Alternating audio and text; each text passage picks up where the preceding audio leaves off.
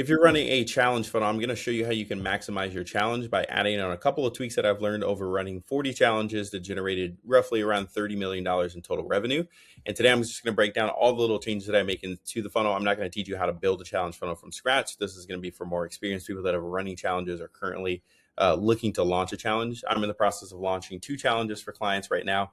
And these are some of the learnings and findings that I found from top experts, from my own experience on how to maximize revenue from a challenge funnel. So if you're running a challenge funnel, what I recommend you do from the very beginning is look at if you're going to run a free or a paid model. Ideally, you want to run some type of paid model to liquidate your ad spend, but it's also going to get you more committed buyers. I'd much rather have a committed room of buyers for a challenge funnel versus just a bunch of people that opted in for free. If you want to do free and then upsell a paid option, whether that's VIP or a special ticket or some low ticket offer into your challenge, that's totally an option. But you want to get buyers inside the room. And the fastest way to get buyers is to give them a low ticket offer to get into the challenge. Unless you have a really large organic audience and you can put a few thousand people in the room. That's the only case where I see free challenges are going to make the most sense, because typically you're going to have a less committed room. Show up rates are going to be less. Close rates are going to be less. And typically on a challenge, you're going to be selling something either mid-ticket or something high-ticket.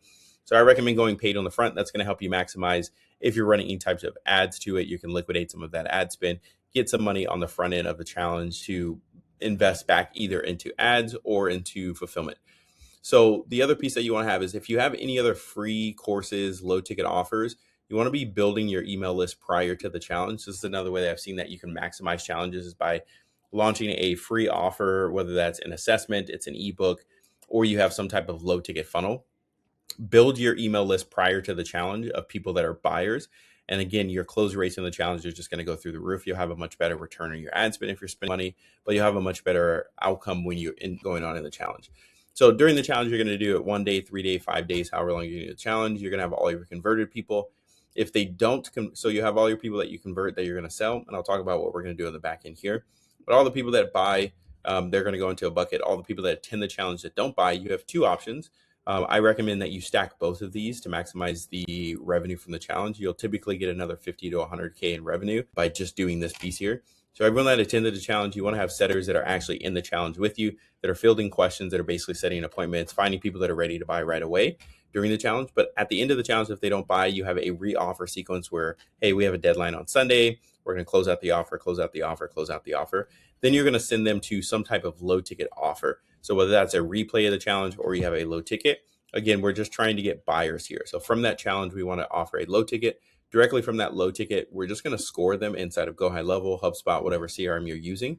And based off their lead score, we're going to upsell them into the main package that we're pitching on the challenge as an additional offer option.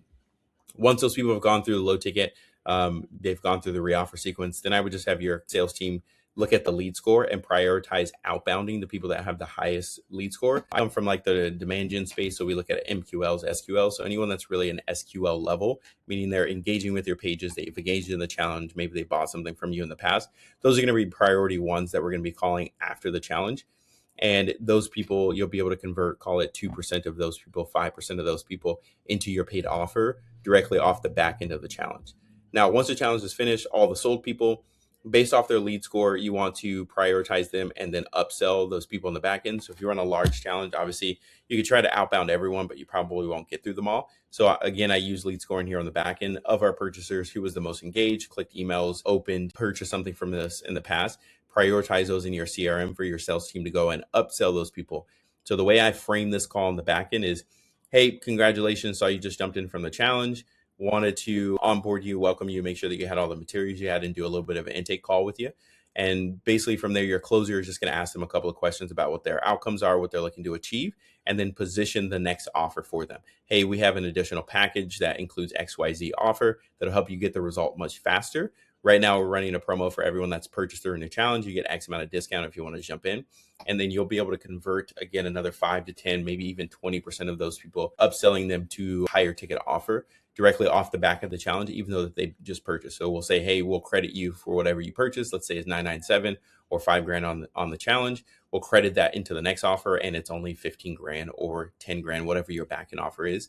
Doing this alone has added another $100K to $250K per challenge by just having the sales team outbound and upsell those people.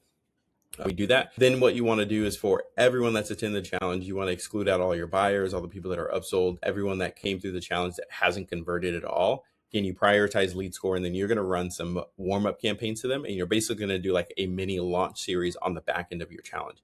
So essentially, you're going to take your primary offer, you're going to build a 7-day offer sequence where you're going to talk about the problem, talk about the outcomes, talk about what the opportunity is, talk about how they can get the result faster and quicker by position a one-time price for everyone that didn't convert.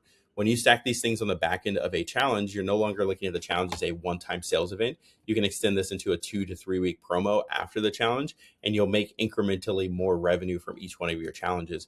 The way that I architect my funnels is I look at what the back end opportunity is. When we're getting someone to register for a challenge or a webinar or into a VSL funnel, doesn't really matter. We want to maximize LTV on the back end. So if we're paying money in ad spend, the fastest way to lower that cost is just by outbounding the people that have opted into your funnel, whatever that structure is. In this case, it's a challenge funnel, and getting them to buy something. And the sales team is going to be the best use of this. You can use AI tools to basically use to set appointments for your closers if you don't want them outbound. You can send out text. You can send reply to this email if you're interested in an offer. For the launch sequence, they're just going to buy direct to cart there or book a call, whatever your sales mechanism is.